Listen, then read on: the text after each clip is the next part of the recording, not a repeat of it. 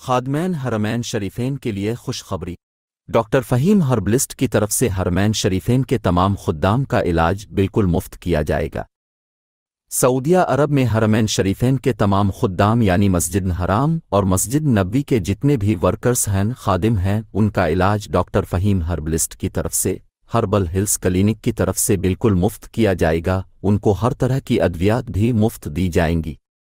मज़ीद तफसील जानने के लिए Madina clinic, Dubai clinic, Pakistan clinic के नंबर्स पर राब्ता करें। ये जो वीडियो आप देख रहे हैं ये आपके पास अमानत है। आपके पास खादमैन हरमैन शरीफैन के जितने व्हाट्सएप ग्रुप हैं, नंबर्स हैं, उन पर यह वीडियो भेज दें।